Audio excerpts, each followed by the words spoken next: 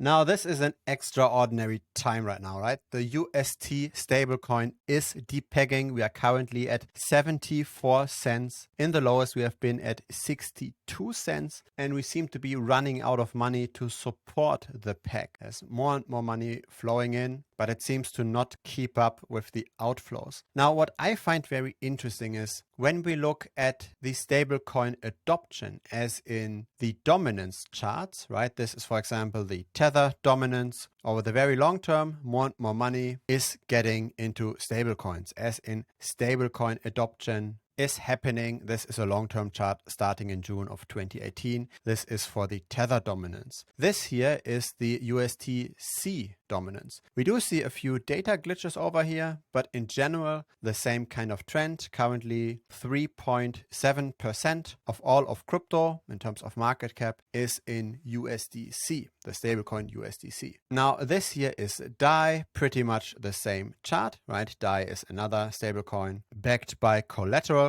And then we've got the pure algorithmic stablecoin of the Terra Luna ecosystem. This is its dominance. Currently 1.2% of all of crypto being in the Terra Luna UST stablecoin. Now here is what I find interesting. We can actually add up all of those stablecoin dominances. So this is now Tether plus UST plus DAI plus USDC, all of those dominances combined. And this is now at 11.4%. This is the long-term chart. So this makes sense, right? On the one hand, we've got the long-term adoption of stablecoins. On the other hand, we've got a very quick increase here to the upside because of this massive Bitcoin crash that we currently experience. So this makes sense to a certain degree. But what does not make sense is the following. We've got this massive depegging happening over here. A third of all of value locked up in UST was killed in the last few hours. But when we look at the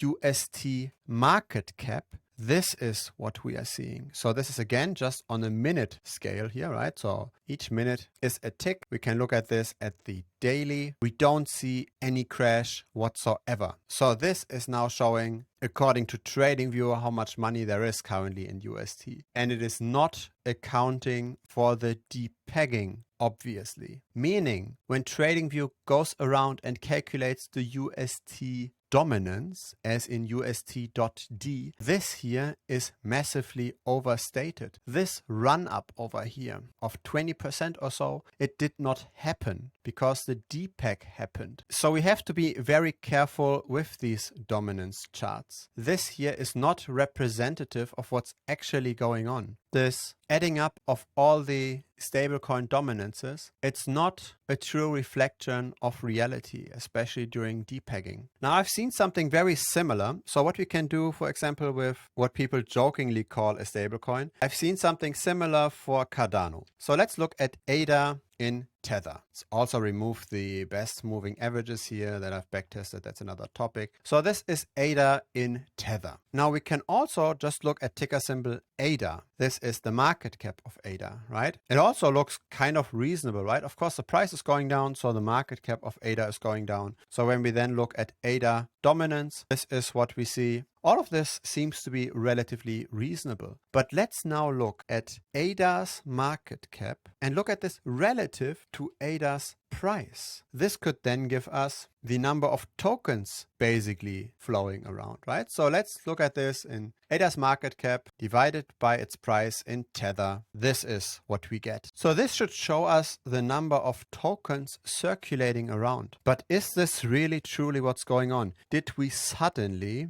in September of 2020 get a 20% supply increase? I don't think that's the case. I am very surprised if that's the case. These data glitches here, of course, also don't give us a lot of confidence. For very, very large cryptocurrencies, it's a little bit better. So when we look at Bitcoin and then divide this by its price, we look at this in the very long term, this looks a bit more reasonable. Let's maybe go to the weekly, then we have a longer time horizon. We see more issuance in the early days than a halvening. We do see our weird outliers over here. Still, there is random fluctuation in here that I can't really understand, because the number of Bitcoin is never declining at all. So really, we have to be very careful when looking at these dominances, when looking at these adoption charts. TradingView does not make a very good job over here. And maybe TradingView is the wrong party to blame over here, because this is supplied by a data provider called CryptoCap, I believe. So when we look here at market cap BTC, it says calculated by TradingView, but the index is CryptoCap. So maybe it is the TradingView company directly. Maybe it's not. Simply be cautious with this, right? There is a lot of talk around Bitcoin dominance. There's always the idea of when we are very low at this, maybe we are very heated. So currently we are crashing. It makes sense that we might go up here in Bitcoin dominance, similar to what we have seen just with this all-time low here of Bitcoin dominance at the end of 2017, right? The crypto winter happened over here. So in 2018, when Bitcoin dominance went up, Bitcoin itself actually went down by 80%, but the altcoins, they went down way, way more. That's why Bitcoin dominance went up. But still, we have to be very, very cautious with this measure. I think it's a very problematic number. The calculation is not that clean. So of course, money is now flowing into the stable coins, but maybe less than what this chart here might imply. Maybe there's real money outflow out of crypto. It's not just money going from risk on assets to risk off stable coins, as in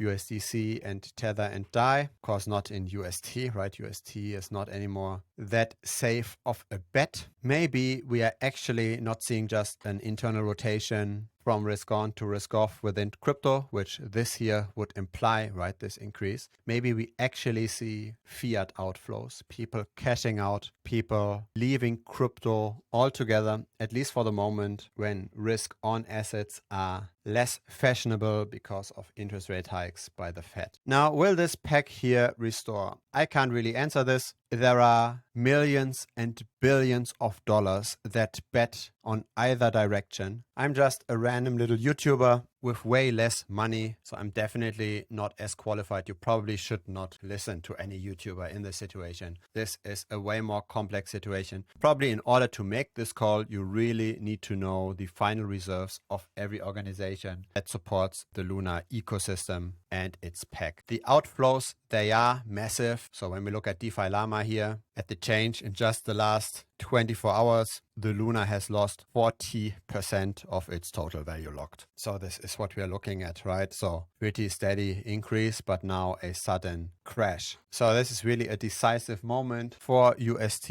for the Anchor protocol. If you want to bet on this, you better have a market edge here and you understand 100% how much money could potentially still support that peg. Because I'm not sure if all of the money that wants to exit the ecosystem has already exited. This crash here happened within the last 8 hours. It really just accelerated and became dangerously low within the last 4 hours. So I'm not sure if everybody that wants to react on this has already reacted on this, right? People might be sleeping, people might not be following crypto all of the time. The Anchor protocol and UST is meant to be a passive investment. You just let it sit. So probably not everybody invested in this is following this every single second. And the money required to support the price is of course massive, right? These are not small numbers, from 30 billion to 13 billion. That's absolutely massive. There are still DeFi opportunities though that are safer than Anchor, that can even return more. So if you're interested in that, then feel free to check out the premium membership here at thebitcoinstrategy.com. So in here, we've got all kinds of interesting DeFi tutorials around delta neutral farming, around interest arbitrage. It is a bit more complex. It is a bit more work than just depositing your money in Anchor, but I think it's worth it. You need to go the extra mile in order to get a better risk to reward than the average. So if you haven't yet lost all your money with UST